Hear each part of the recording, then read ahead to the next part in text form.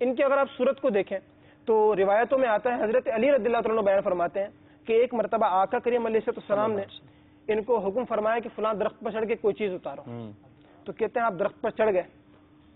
اب درخت پر چڑھے تو فرماتے ہیں کہ فنظر اصحابہ الی ساق عبداللہ، جب زیادہ اوپر چڑھے درخت پر تو صحابہ کرام کی حضرت عبداللہ بن مسعود کی پنڈلی پر نظر آنے لگی۔ اب وہ پتلی پنڈلیاں تھیں تو کہتے ہیں فضحکوا من حموشۃ ساقیہ، تو صحابہ کرام مسکرانے لگ گئے کہ مطلب اتنی پتلی پنڈلی ہے جیسے کمزور بہت۔ جی ہاں، تو آپ علیہ السلام نے ارشاد فرمایا ما تضحکون لرجل عبداللہ، تم اس بندے عبداللہ پر ہنستے ہو، اثقل فی المیزان یوم القیامت من احد، یہ قیامت کے دن احد پہاڑ سے بھی زیادہ میزان میں بھاری ہوگا۔ اللہ اکبر، کیا مقام ہے، ماشاءاللہ آپ نے بڑی پیاری بات کی۔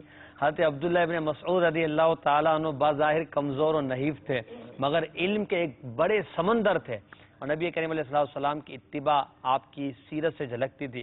یہی وہ روایت یاد آ رہی ہے کہ آپ رضی اللہ تعالیٰ عنہ کا جہاں حلیہ مبارک بیان کیا گیا تو بظاہر آپ کا کوئی قد و قاد نہیں تھا، قد بھی چھوٹا تھا۔